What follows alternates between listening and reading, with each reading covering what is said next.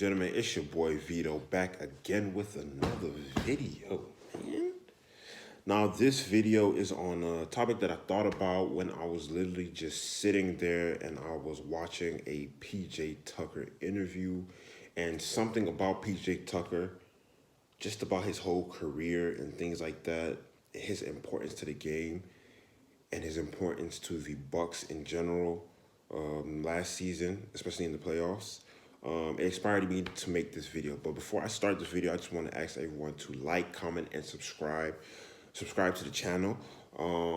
Please like, comment, and subscribe to the videos.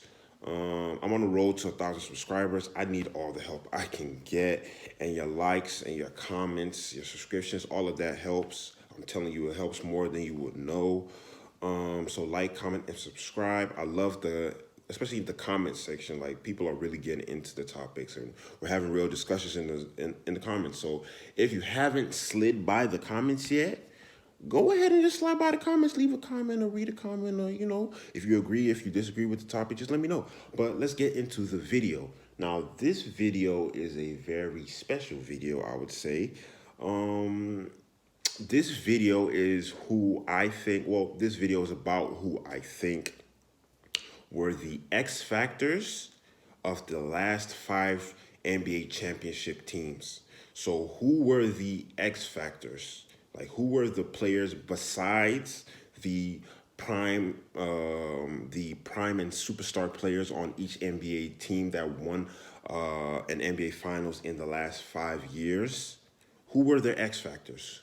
Who were the players who were very important? They might have not been as important as their superstar teammates, but they were important in the sense that they brought something really, really special, and that was really, really needed that the other team didn't have, which helped them into winning the championship that they did. So I just got really long-winded just to say I'm about to list out who, in my opinion, are the X factors in the last 5 NBA Finals and the last 5 NBA Finals winning teams. So let's start. We got to go to the 2015-2016 season. And, the 2016 NBA champs were, of course, the one and only Cleveland Cavaliers when they came back to beat Golden State from 3 games to 1. Who was the X factor? For me personally, there's a lot of different players you could pick, such as J.R. Smith, and who else was on that team who was also like a fan favorite? J.R. Smith, Channing Frye, these type of guys. Richard Jefferson also. Mo Williams, but to me, the most important player besides LeBron, Kyrie, and Kevin Love, of course, was Matthew Dellavedova. Now, Matthew Dellavedova is built like a person who should not be playing professional sports. However, he gets the job done, and you can't really explain his game. I feel like Dellavedova was a utility man, so he was one of the only other players besides Kyrie and LeBron who could actually make with the ball in his hands. He could play. Okay, so he wasn't playing great defense, but he was live, he was active, he was high wire, and he was in his defender's face at least. And in basketball, sometimes that's all it takes. I believe he was definitely important in the finals. I don't believe that he gave Steph Curry a lot of trouble, but he pestered him, and sometimes the best that you go pray for is for someone to just pester the other team's superstar, and that's what he did, so he was instrumental definitely in the 3-1 comeback. So that is why he was the X factor for the Cavaliers in 2016, well, at least in the 2016 finals. Next, let's go down to the Dynasty, what I call them, the Dynasty Golden State Warriors. So from the 2016 to 2017 season, the Warriors, of course, won. That is when Kevin Durant definitely came to Golden State. And there, I would say definitely Andre Iguodala was definitely the X factor. Andre Iguodala has always been the X factor for the Golden State Warriors. I'm pretty sure that they really understand it now. That's why they brought him back. What can Andre Iguodala do really, especially as old as he is? A prime Andre Iguodala, I remember they were saying that he could be the next Kobe. Like that was how his game was structured. He ended up really being the next Vince Carter, but I think he might be actually better than Vince Carter. Let me save that opinion. Let me rethink that. But so definitely Andre Iguodala for that championship, and let's go straight down to the 2017-2018 Warriors, because remember that they won back-to-back titles with Durant. I would say that time around, definitely Sean Livingston. Now, I know a lot of people would actually argue with me and say it might be Bell.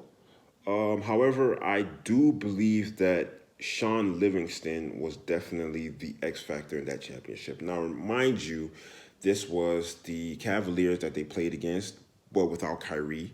And Kevin Love was, as usually, probably injured. I remember that championship because I remember LeBron carried them. That's when they called Toronto LeBronto. Haha, sorry, Raptors.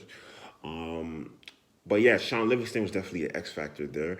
Sean Livingston is probably one of the only NBA players who has ever had two major surgeries and come back to have a decent NBA career. So shout out to Sean Livingston because I remember early in his career he was a laughingstock, and I remember when he actually came into the league because that's the time when NBA Live was still fire, and we used to play that all the time. And Sean Livingston used to get injured even in season mode as a video game player. It's crazy.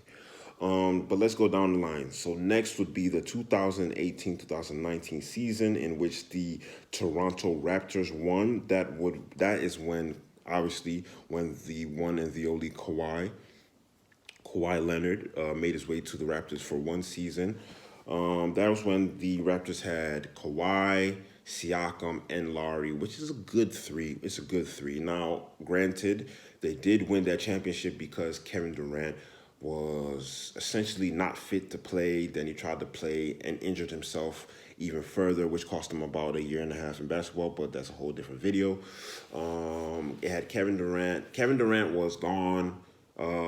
Clay was also gone. And listen, Steph Curry is good, but yeah, you're not going to win with just Steph Curry alone. It's not going to work like that. And of course, Draymond is there, but Draymond is not really scoring help. He's more facilitating in defense, you know.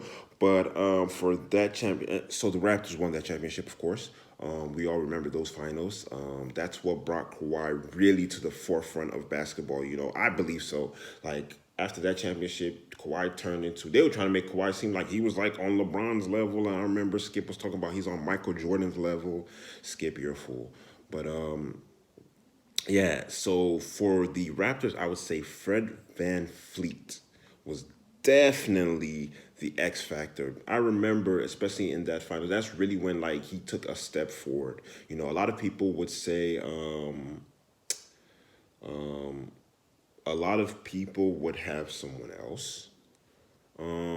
But I really, a lot of people would have Serge Ibaka, which I don't get because if I remember, he was a bit injured in that series, but you know how that goes. But Fred VanVleet really stepped up. His three-point shooting has been immaculate ever since that finals. You know, Fred VanVleet is definitely a different type of person. I want to do a video about him because he's a very interesting guy. So let's go now to the 2019 and 2020 LA Lakers, Los Angeles Lakers. This is the Bowl Championship, and I will be making a separate video about the Bubble Championship and my thoughts on it and how much disrespect people have put on that championship for no reason. But for the Lakers, I would definitely say, and this is definitely a consensus pick, Rajon Rondo. Rajon Rondo and LeBron, to me, play so well off of each other, and I believe that Rajon Rondo trusts LeBron a lot, and because he trusts LeBron a lot, he didn't mind coming after him. So whenever LeBron would leave the floor, even when LeBron was on the floor, a lot of the times Rajon Rondo would have the ball in his hands. It's not just that he trusts LeBron, but it's more that LeBron had infinite trust in Rajon Rondo's abilities and the way they complemented each other, the way Rajon Rondo complements AD, and it's just, yeah, Rajon Rondo, you know. I don't want to talk about the state of the Lakers. Let's leave that there. I'll make videos soon about the Lakers. So that would be Rajon Rondo for the Lakers. And for the 2020-2021 season, of course, the Milwaukee Bucks, the championship Bucks, won.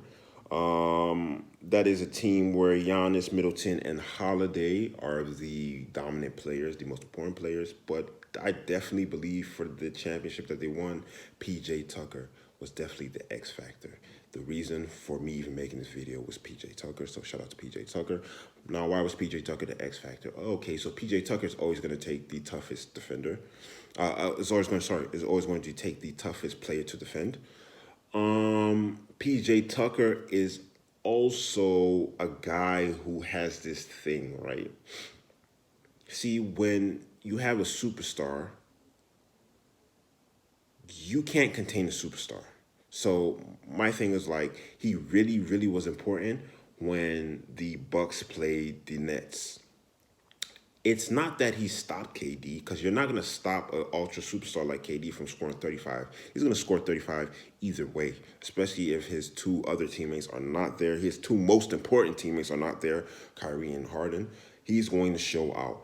And I believe what PJ Tucker did was what he always does. It's not that he is going to stop you from scoring. But what he's going to do is he's going to get your focus from off of the game into this personal battle that we're having. So I believe that KD was more focused after a while on showing PJ Tucker up instead of actually trying to win the series. You understand? He was more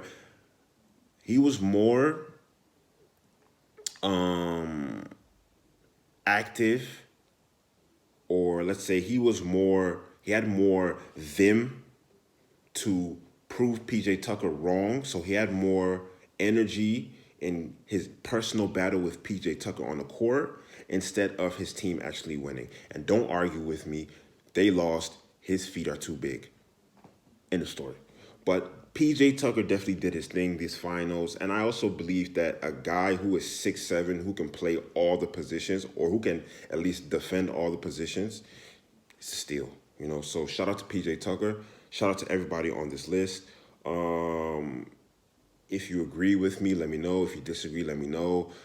Give me your opinion in the comments. Who do you believe were the last 5 X factors of the last 5 NBA championship teams? Get in the comments. Like, comment, subscribe. Share this video. It's your boy, and I'm out.